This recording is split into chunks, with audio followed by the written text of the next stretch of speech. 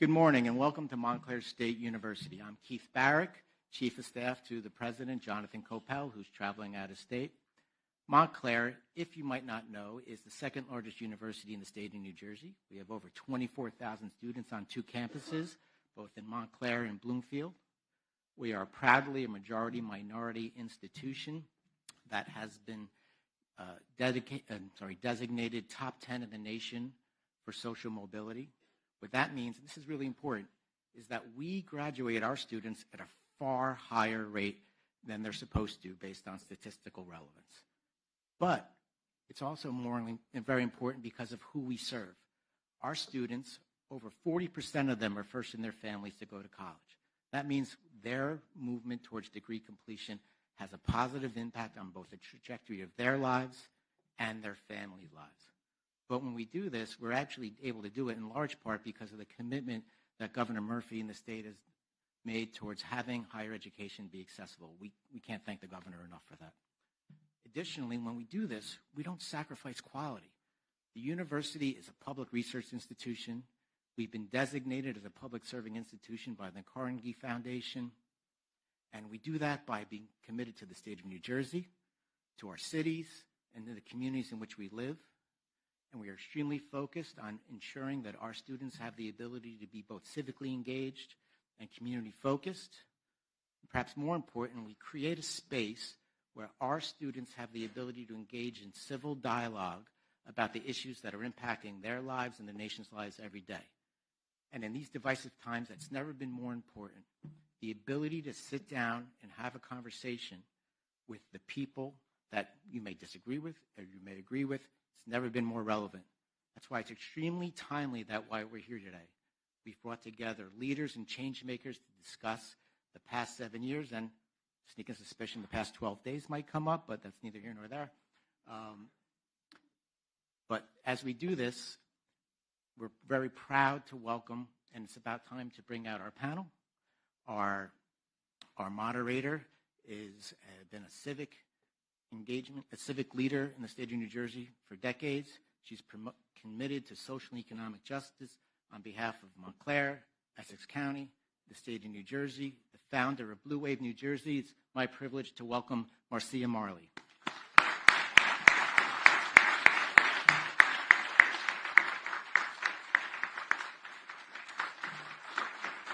Right.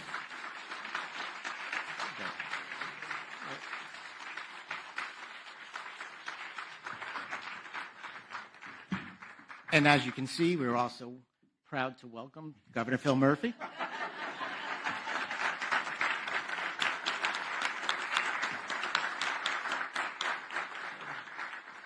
When you're governor, you get to make your own entrance. So, thank you, everyone. Enjoy. Thank you, Chief. Thank you. That's the Chief of Staff to the President, who couldn't make it today because of family obligations. Yeah, I forgot it. How's this? All right.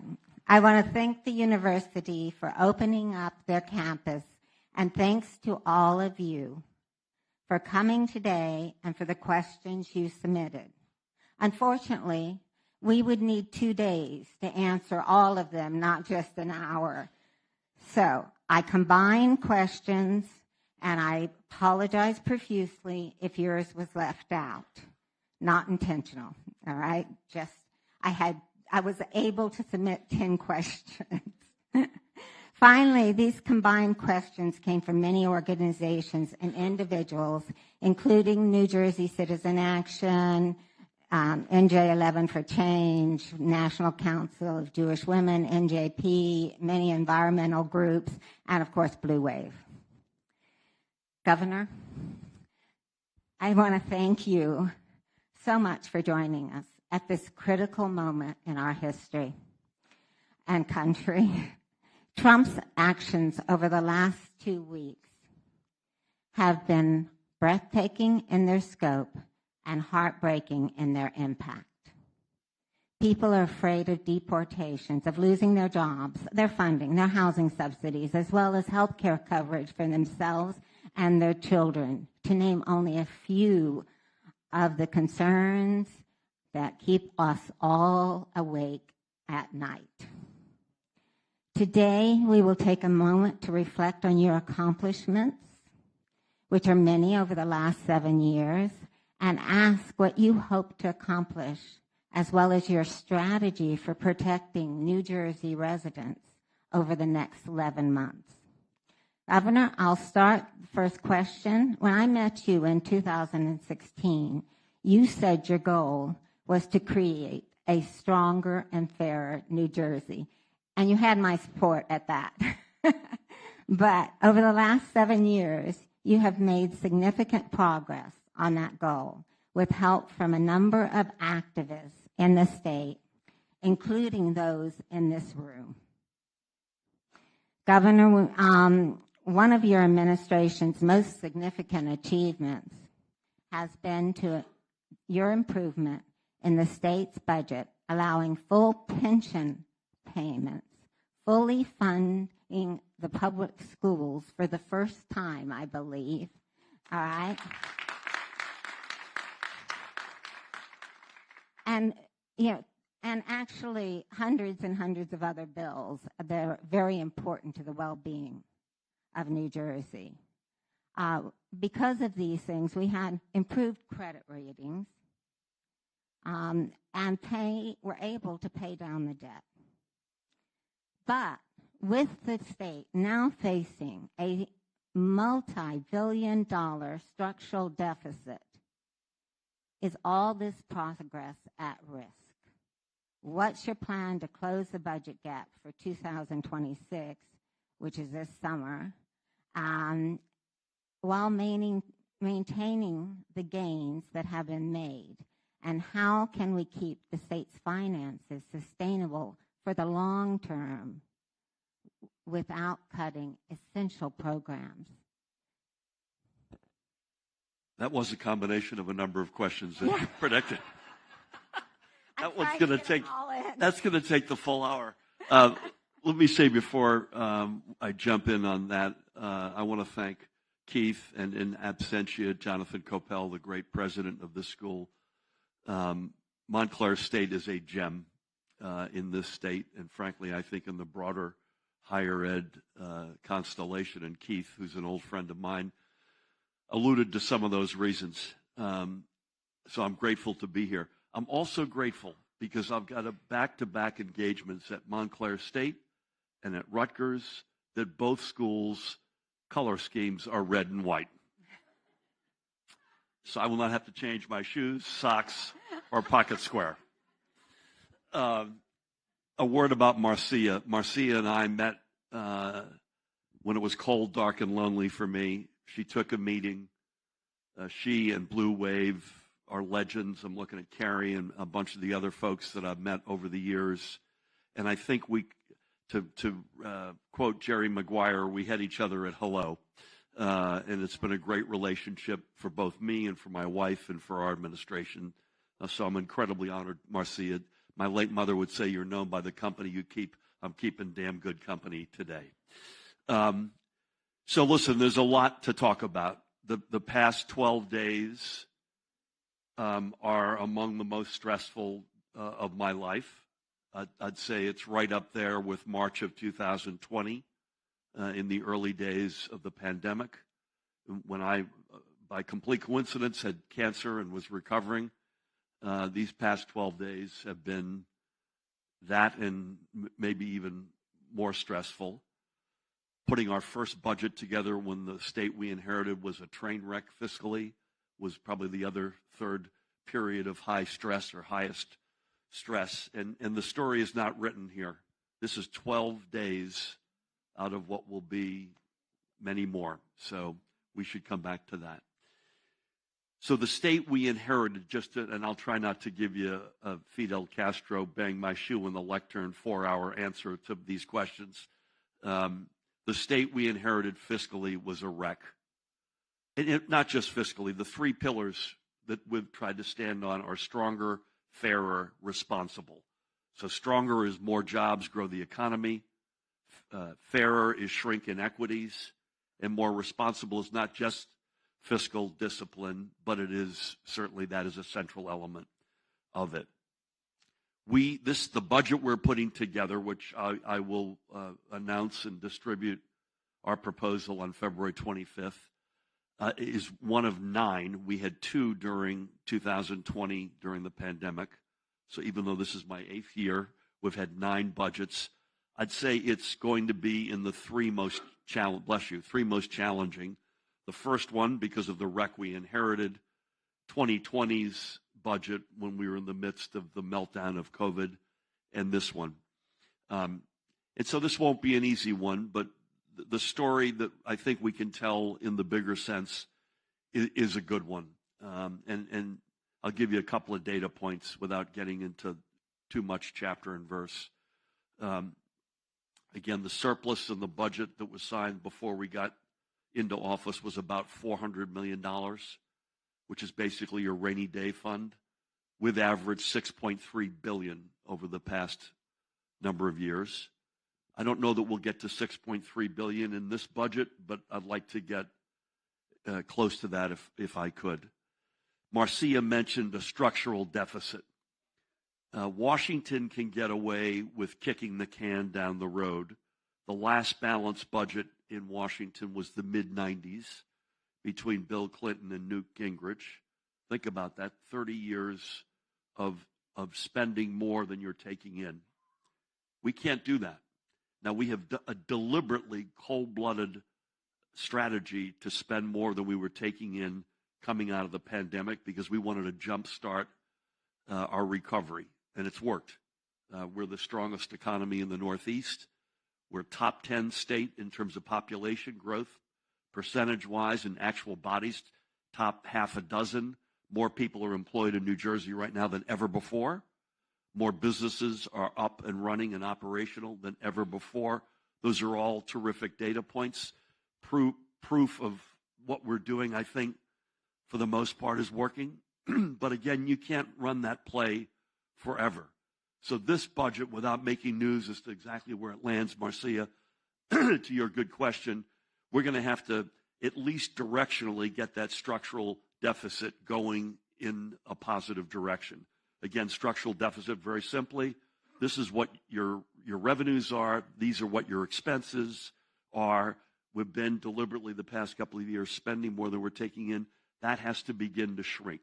We have to say to the rating agencies with credibility that we're beginning to turn that. I'm confident we can, but it will not be easy because we'll probably have to tighten our belts across a whole range of interests. Again, more on that to come. But I will leave you with one, both, I think, point of pride, but I think a sobering historical assessment about our state over the past number of decades. By the way, both sides of the aisle, guilty as charged. This is not a political observation. It's sadly factual. I'm not getting choked up about this. We will almost certainly make our 5th consecutive full pension payment. That to me is a dear, extremely important. That will be about $7.1 billion.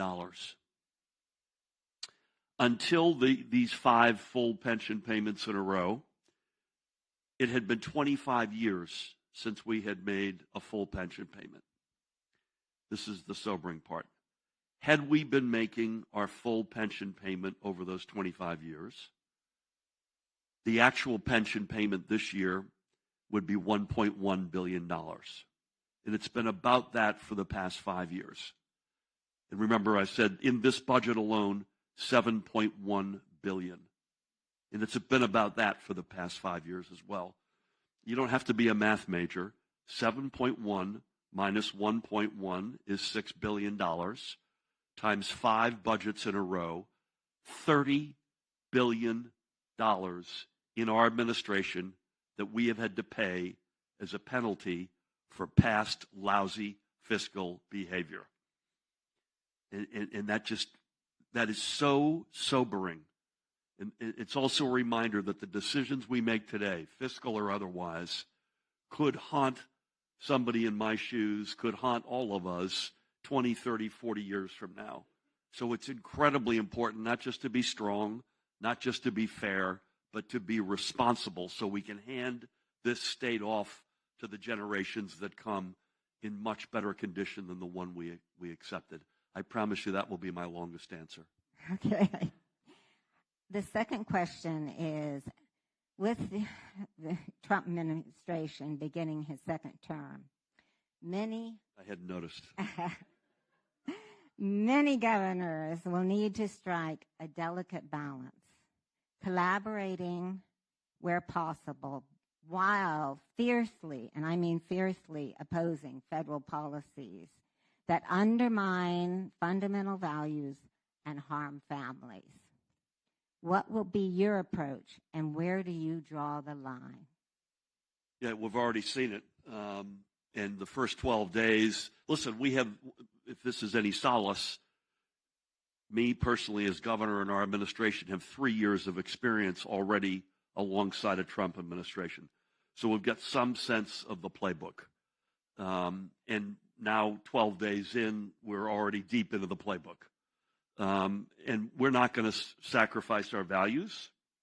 We're not going to stop supporting and having the backs of communities and individuals whose values or very lives are being attacked. That will not change. We didn't do it the first 3 years, and we're not going to start doing it now. A big part of the playbook, Marcia, is legal and bully pulpit.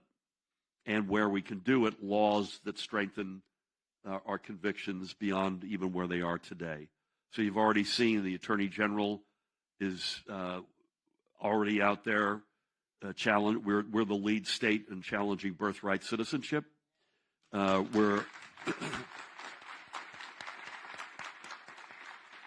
are one of the leads that was challenging the federal freeze. Give you a sense of the magnitude of that freeze.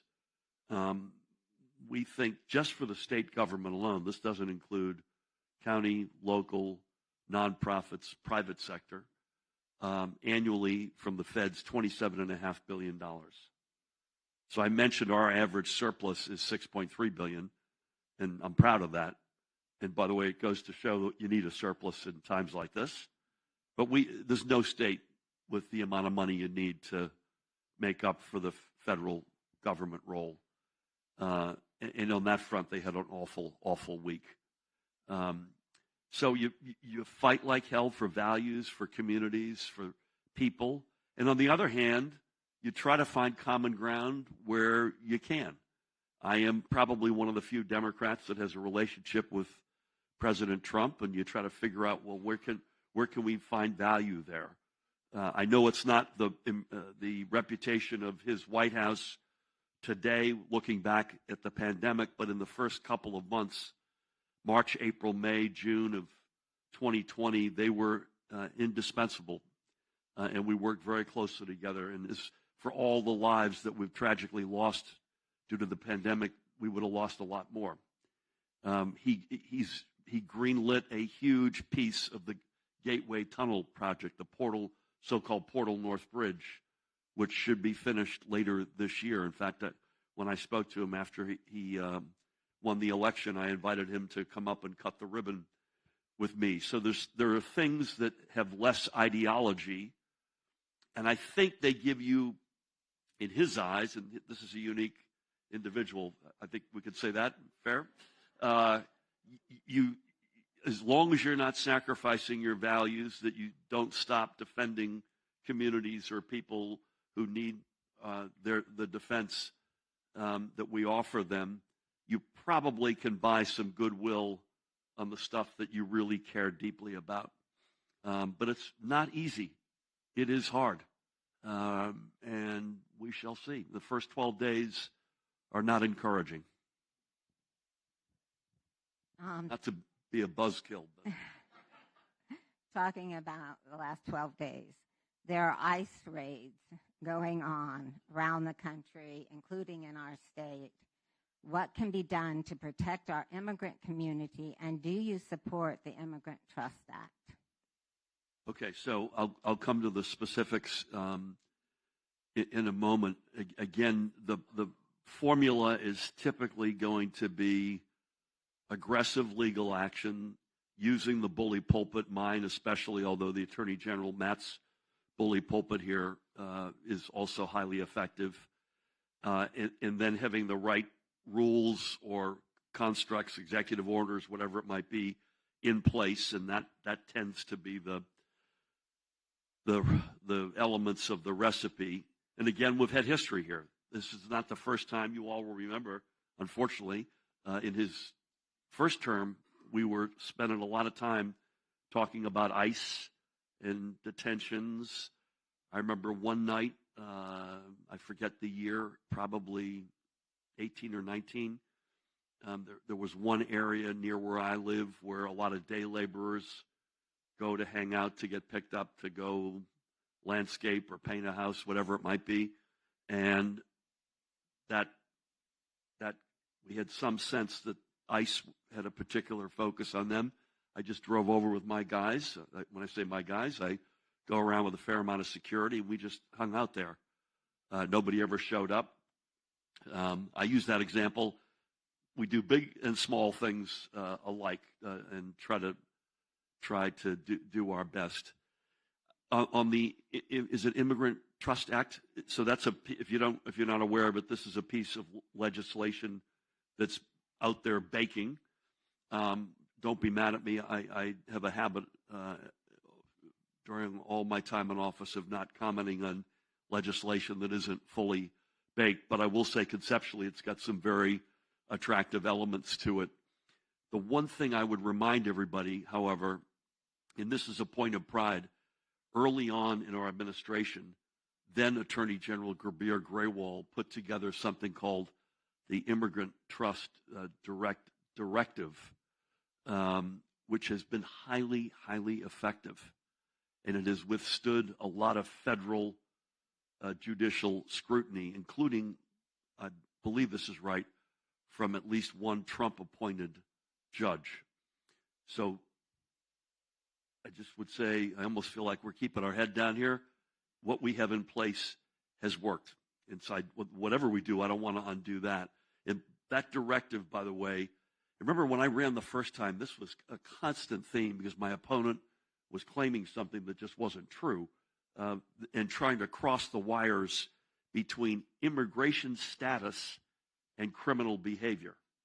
And this directive says, feds, you deal with immigration matters. Our law enforcement will deal with criminal matters. And we don't care what the status is over here if a crime's committed. And that's sort of that church and state separation now for over 7 years has worked. So I'm knocking on wood here that it continues to. Going to the next question. President Trump's administration and Republicans in Congress are looking at significant cuts in health care programs that New Jerseyans depend on. In fact, the entire U.S. depends on. Collectively, the Medicaid family care covering all kids program, which you started, and the ACA plans cover more than 2.3 million New Jerseyans. What will you do to maintain and protect their health care coverage? Yeah, I'm proud of what we've done, but the feds play such a big role in this arena. So we established our own marketplace because the Trump administration at that time, we weren't getting our money's worth. We were spending a lot of money, sending a lot of money down to Washington and getting very little support back. You'll recall he wanted to crush the Affordable Care Act. Probably still does, by the way, which is, as a political matter, that almost redefines stupidity given how popular it is. So Get Covered NJ, we've added, I think, 500,000 people to the rolls. So affordability and accessibility have been a huge deal. We established our own Office of Healthcare Transparency and Reform. Done a lot of really good things. Cover All Kids is something we're really proud of. But if the feds decide to go one way, there's not enough money in any state to make up for that. You know, Medicaid, just to pick Medicaid as an example, remember they talked about block grants the first time around. What a block grant is, instead of you get the money that your need prescribes, you're just going to, the threat is you're just going to be given a pile of money that won't go up year to year, and you figure it out, state of New Jersey, how you're going to spend that money. Without question, again, there's no amount of money that we've got that can back and fill on that. We can, at the edges, probably soften it, but there's no amount of money. This week, they froze that. To give you an idea how big, I'm just using Medicaid as an example, the payment that went out the door on Friday, so yesterday, in New Jersey, $1.5 billion yesterday went out to Medicaid recipients. If that went away, it's a couple of months until we're out of money. So we just got to, and not to mention, you didn't ask me, Marcia, about his blessed nominee for Health and Human Services, who is, let's not even get out of there, but that, so it's not just the money, it's the public health risks and threats that we potentially could face here. So we will do our best, but this is we've been dealt a very tough hand right now, folks. Yes. All right. We have a lot of questions. You need your mic there. I'm getting it. Okay. What is New Jersey doing to protect the LGBTQ plus community, particularly transgender people? Yeah, we've done a lot. I'm proud that we've got the first trans cabinet member in the history of the state, Allison Chris Myers, who does a great job, runs our whole civil service. You'll cheer for Allison. We've done a lot for the broad LGBTQIA plus communities, whether it's health care,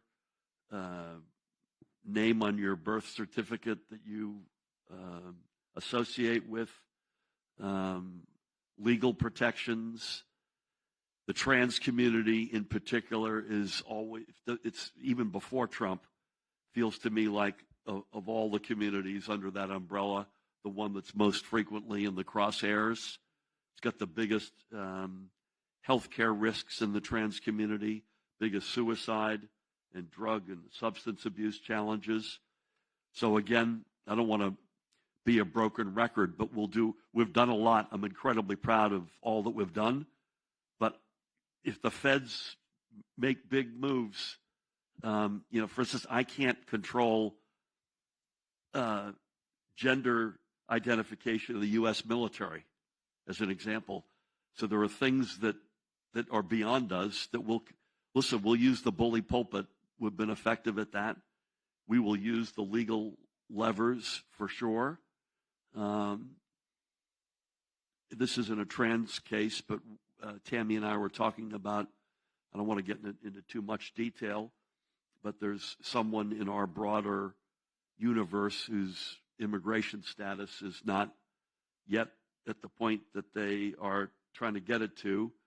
And we said, you know what, let's have her live at our house above our garage.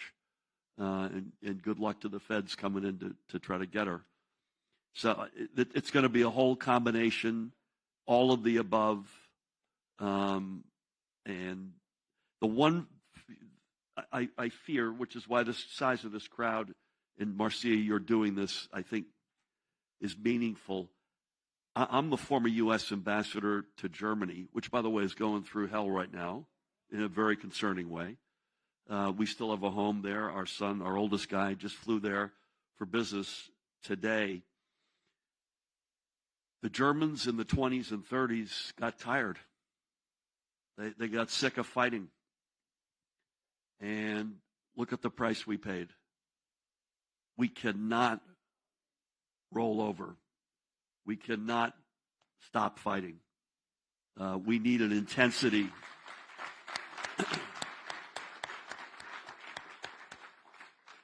Carrie got me to go to Montclair and see off a ton of buses for the election. Tammy did the same.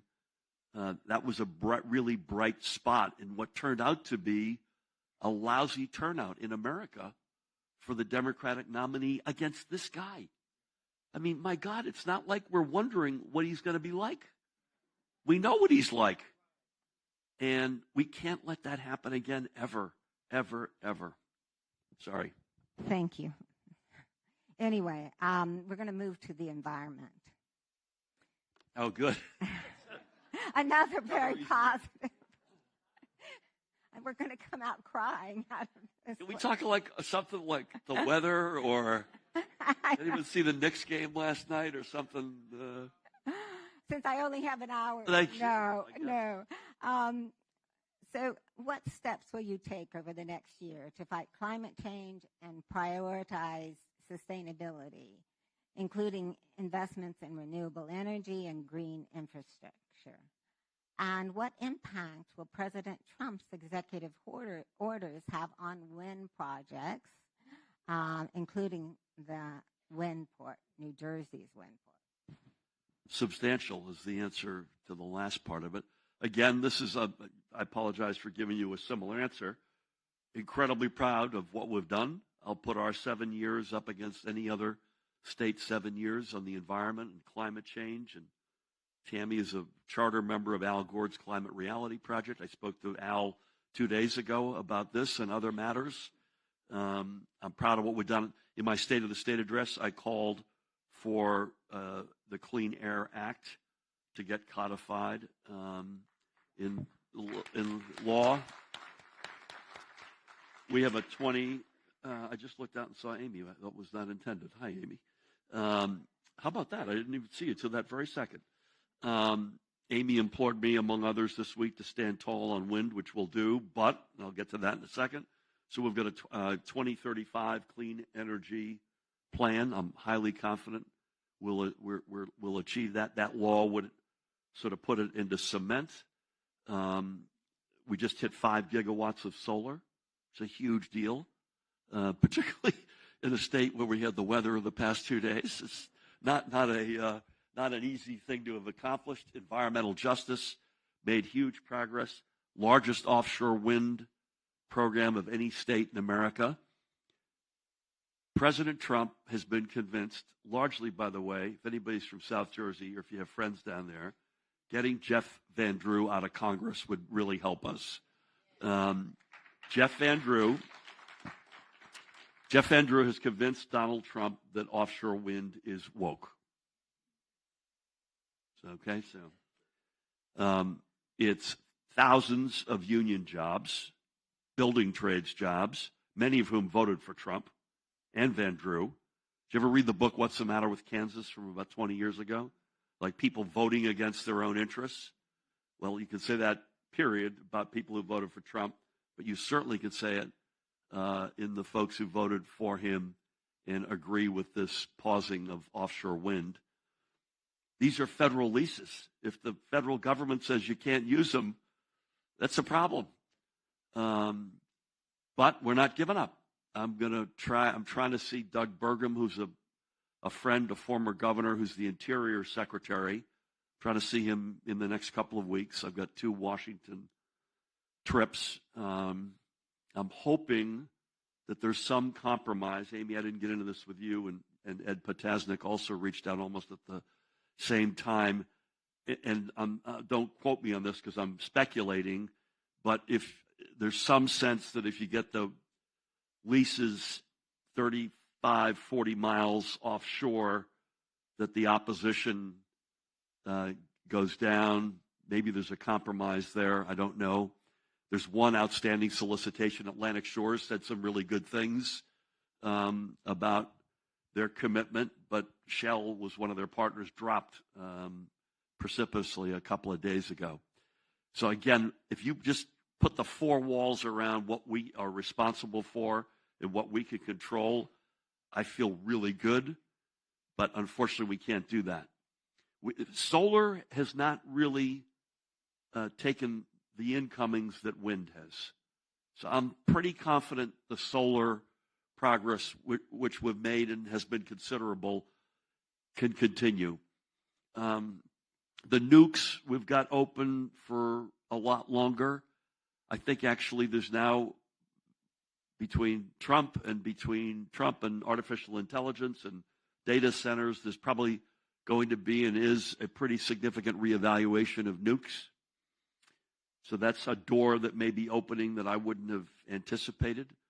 We have one of the largest remaining nuclear campuses in the country in Salem County. So we'll see. But the offshore wind piece is the piece that I worry the most about.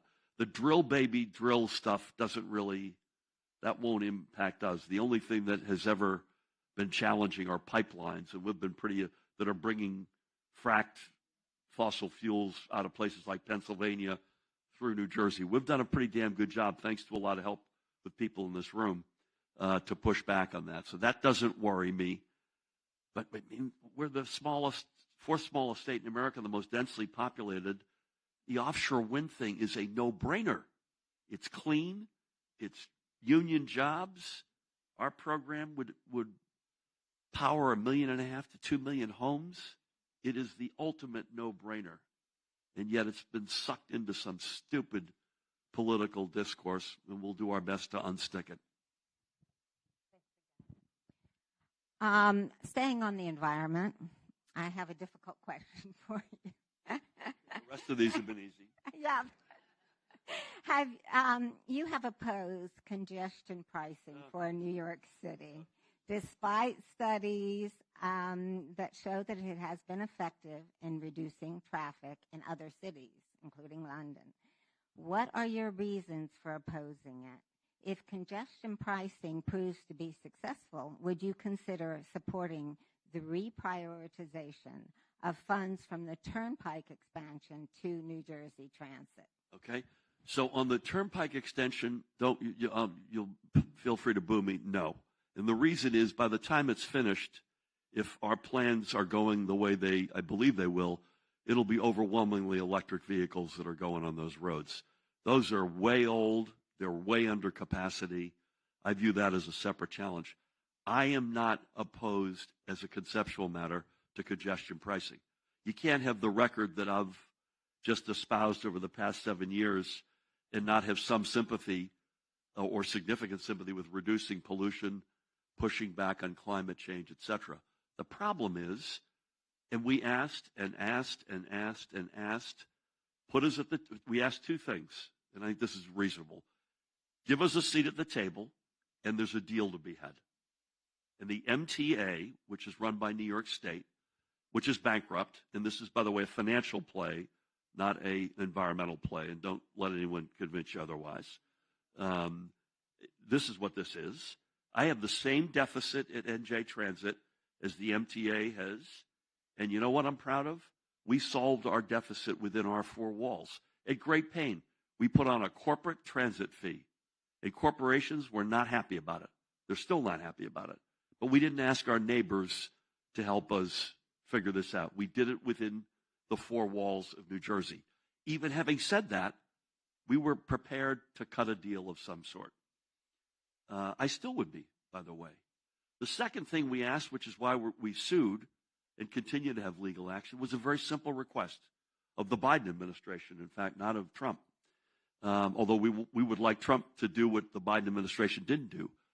Put this through what they call a complete, thorough environmental impact study, an EIS, and we will live with the results.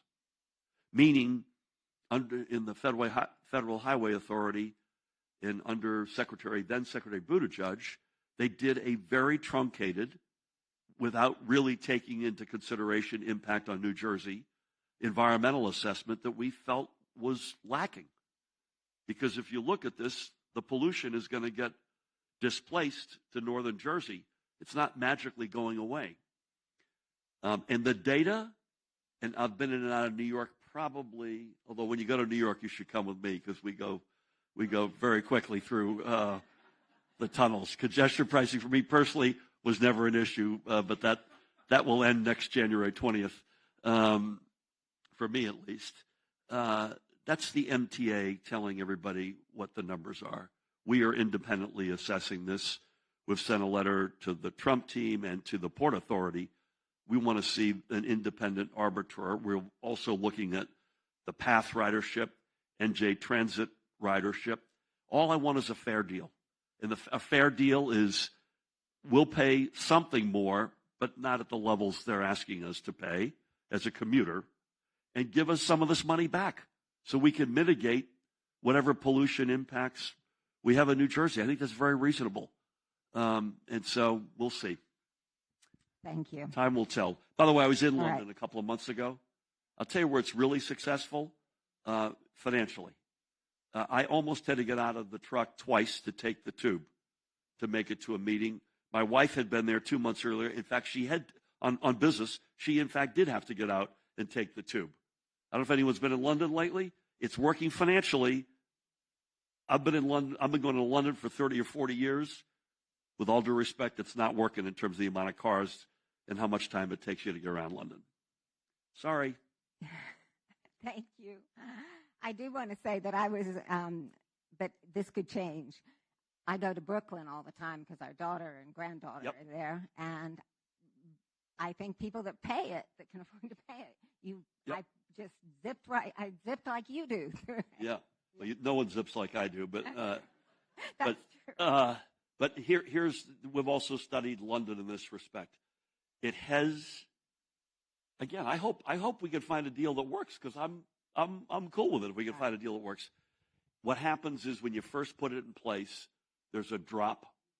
People do other stuff. They take the train. They stay at home. Whatever, or they pay, whatever it might be. They carpool perhaps, and then you looked at London, and we've studied this. It comes right back ultimately to where it was at the beginning. Okay, thank you for answering. My pleasure. And I want to move on to housing. Jersey's economy, which you mentioned, is doing very well. Record number of people in our state, 9.5 million, I think, and jobs, 4.4 million. For this growth to be sustainable, we need more affordable housing. We need more housing and more affordable housing. What do you view as the greatest obstacle to achieving that goal? Bless you. We do not miss a thing up here. I even have a Kleenex in my pocket if you need it. Not used. So the biggest obstacle is not in my backyard. So I signed a historic affordable housing law last year that was really hard, and I give the legislators a lot of credit and our team to get a deal that everybody, at least they were either supportive or neutral. And I'm highly, and that's being sued or being attacked legally by 15 or 20 communities at last count. I'm not a lawyer, and I'm not going to talk about a legal matter in depth, but I am highly confident, based on the conversations I've had with lawyers, that we will successfully defend that law. It's landmark. But NIMBYism is the big challenge. I'll give you an example. State of the State address, I said, I want to call to work with the legislature to redo our zoning and permitting, which is a specific obstacle to more housing units. And a mayor, a friend of mine, a Democrat, walked up to me afterwards and said, "Easy on these zoning and permitting reforms," at least in that mayor's town. They didn't say that, but that's what it felt like. So we've got to push back on that. We're moving on, what do they call them? Accessory dwelling units, I think, ADUs, which we think has a lot of appeal, where the garage apartment that's not getting used for a parent or grandparent or somebody to rent from you, I think has got promise. But I'll end, Marcia, where you started. There's mostly good news here, but there's also a responsibility that goes with the good news. The good news is we're hot. And don't take my word for it. The data is saying that we're hot. People are moving in. Most of them are, I think, moving in for the right reasons. Some of them are moving in for the wrong reasons. And what I mean by that is Los Angeles Times this week, I wish I could tell you who wrote it, is yet another study that population migrations within America are now being tied to freedoms, especially abortion and reproductive freedoms. and even relatedly OBGYN training, whether not just the medical school part of it, but also internships. And I say those are for the wrong reasons, good for New Jersey, but bad for America and what that says. So for whatever the reasons, we're hot right now. We're not perfect, but we're hot. With that goes a responsibility. Housing that you can afford, seats in schools, transportation, roads, bridges, rails, tunnels, whatever it might be that works.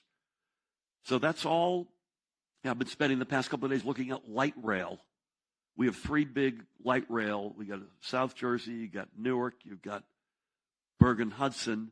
It isn't nearly as utilized as it should be. So what can we do to be creative that allows us to continue taking in all the folks who want to live here, but that the quality of life that both they have and we have, the folks who have been here, is maintained. I could go on, but I won't. Thank you. All right. I want to go to one of my favorite subjects, your record on reproductive rights and your strong support. And I want to thank you for it. And more recently, you mentioned in your State of the State the Reproductive Freedom, Health, and Equity Bill package, which you, I believe, will sign, right, if it passes. I'm going to make an exception to I don't talk about laws on this one. The answer is yes. Right. If it passes the legislature. If it passes, it gets to my desk. And that's typical of laws that we work collaboratively on with legislators from early on. And Senator Ruiz deserves an enormous amount of credit on that one. However, there's always a however. And I want to say this is a problem for many bills that pass, wonderful bills that pass in the state. Passing laws that provide access is not enough.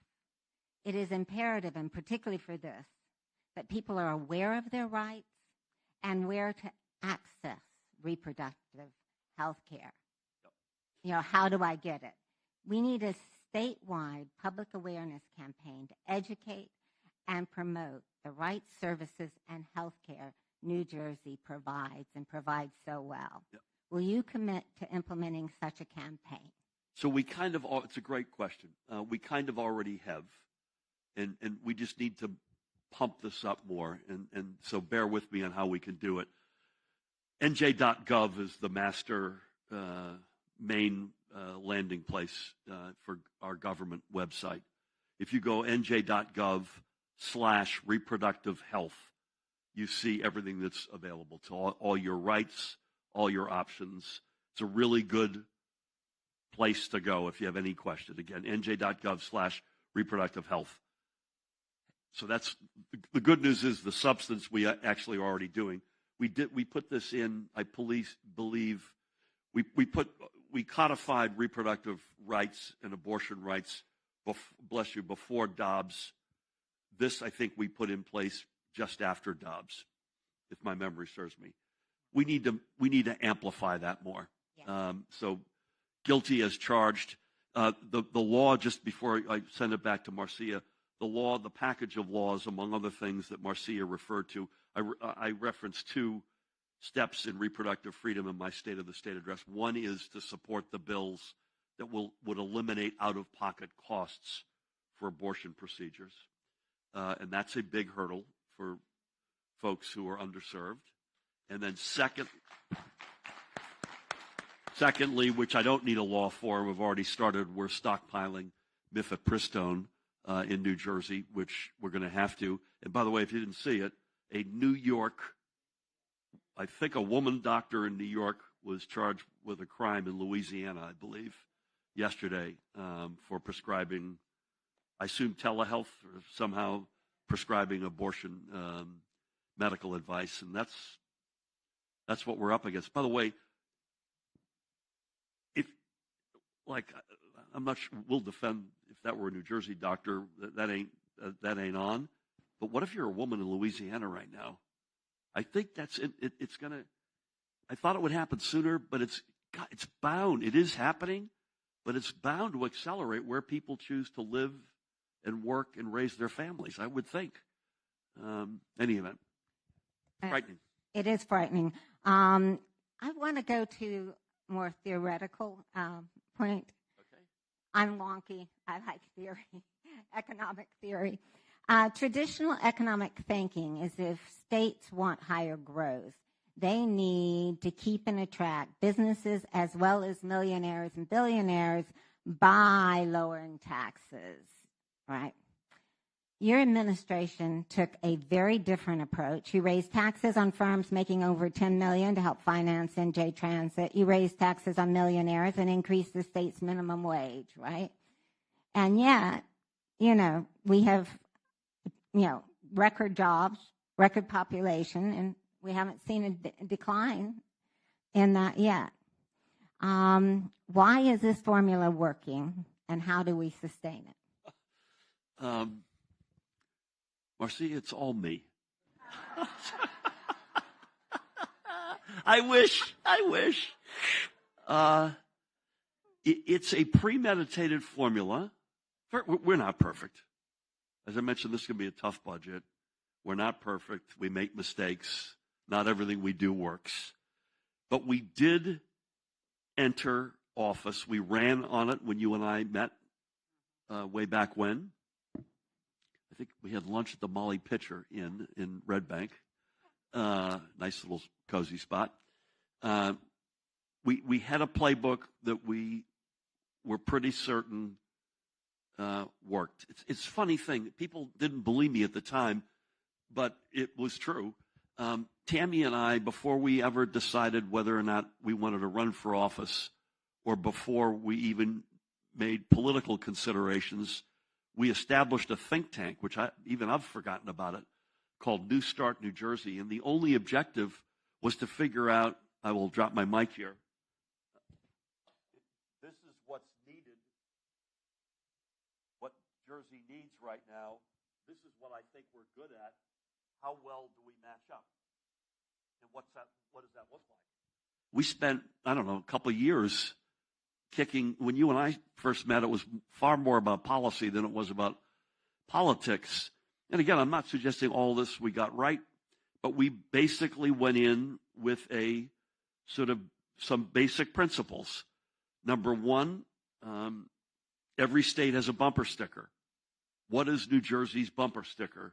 What should it be? And it is, by the way, the number one state in America to live, work, and raise a family. That's our bumper sticker. Florida is warm weather and no state taxes. God bless them. It seems to be working for them. I ain't moving there, by the way. But it's a very different approach than our approach. Look, I always say this, wake up in the morning, look in the mirror, and be cold-blooded about who you are, who you're not, what you can be, and what you can't be. So I've said this before, I'm going to die trying to make cars and trucks again in New Jersey, but I think I'll die. But we are one of the premier innovation economies in the world.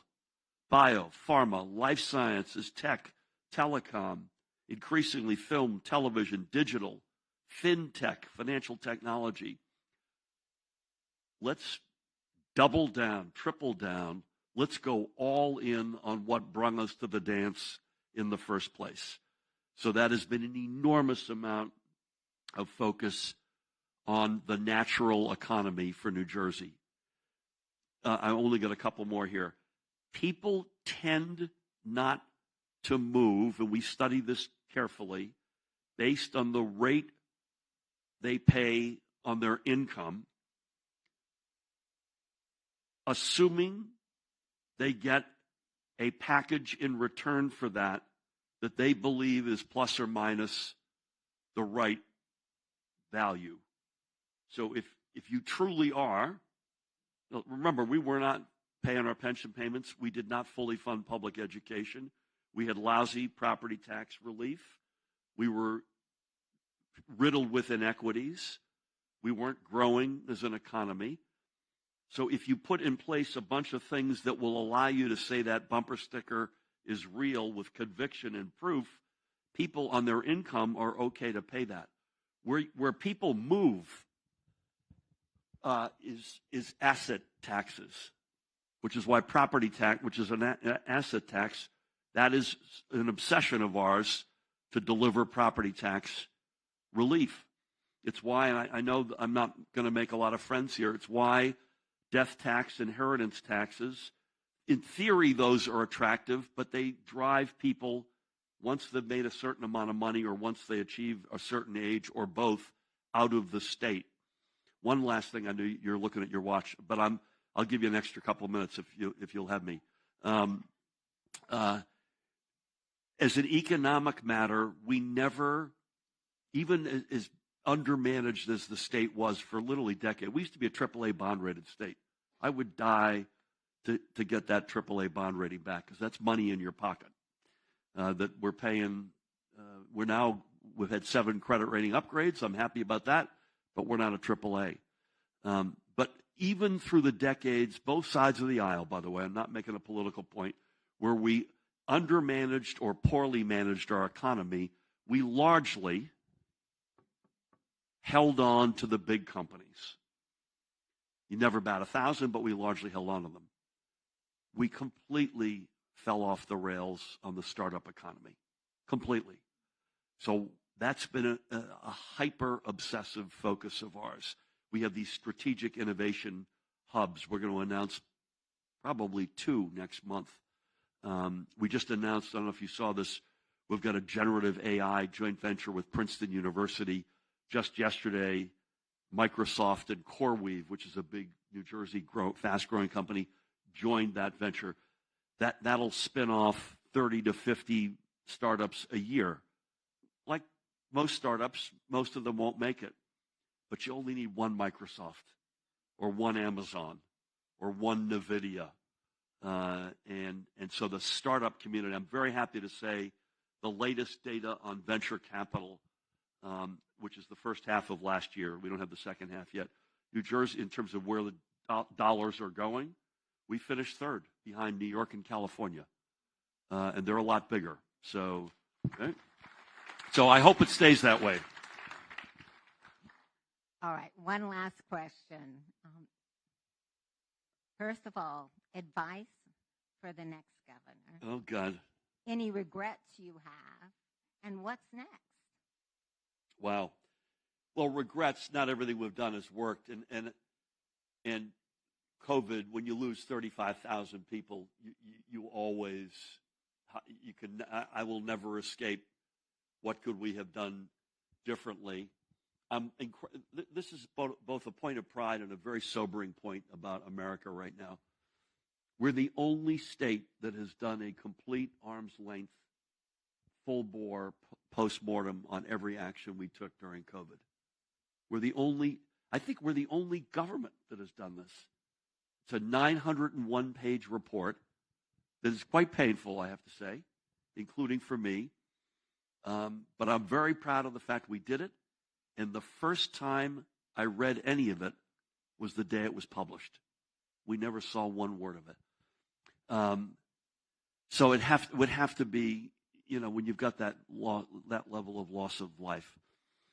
Advice for whoever is coming. By the way, it's pretty competitive primary on both sides.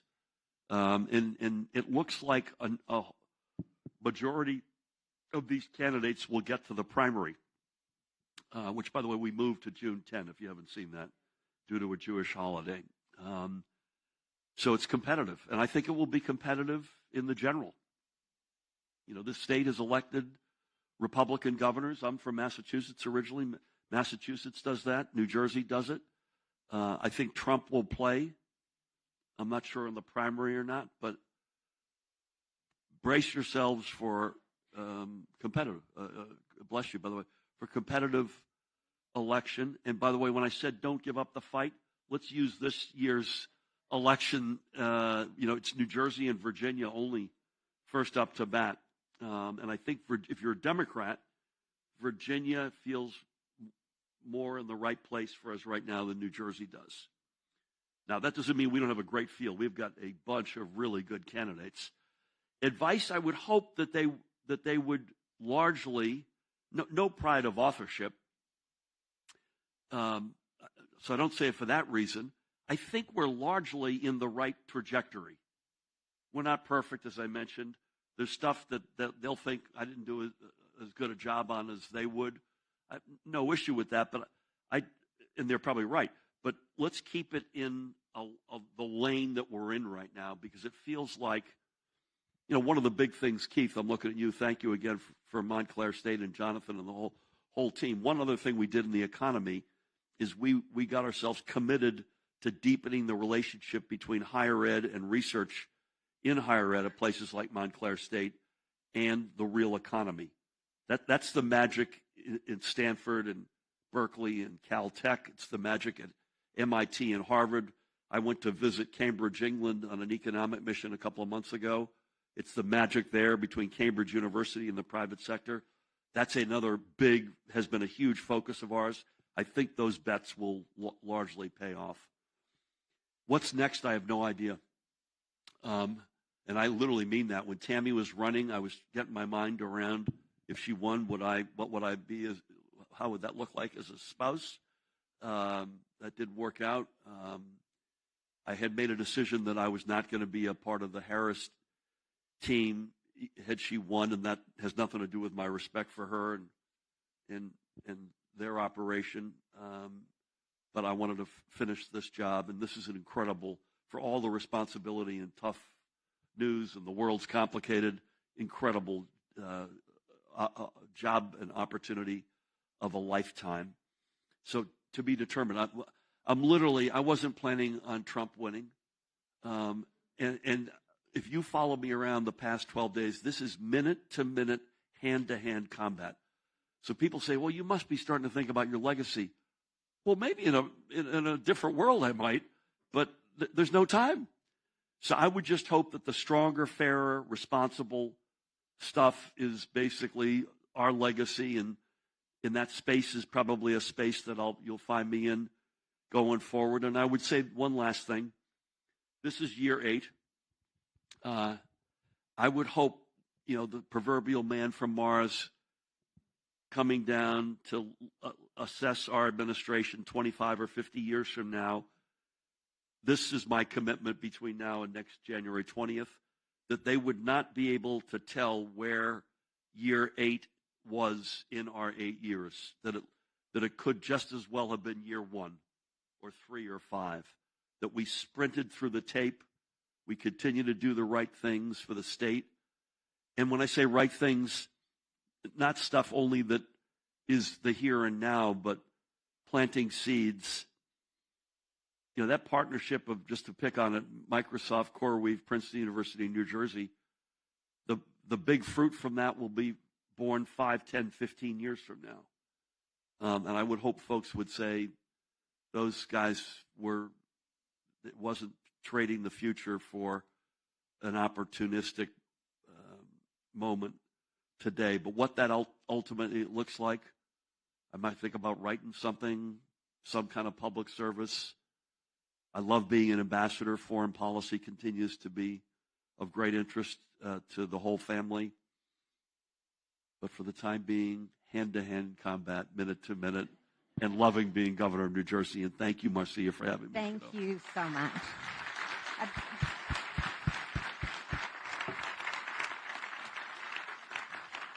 Our governing series will continue. Watch out for announcements we're going to have a candidate debate coming up probably in April. All right, in April, a candidate debate for governor. And we also want to have both senators talking about what they're dealing with. So stay tuned. And thank you all for being such a great audience. And thank you, Governor.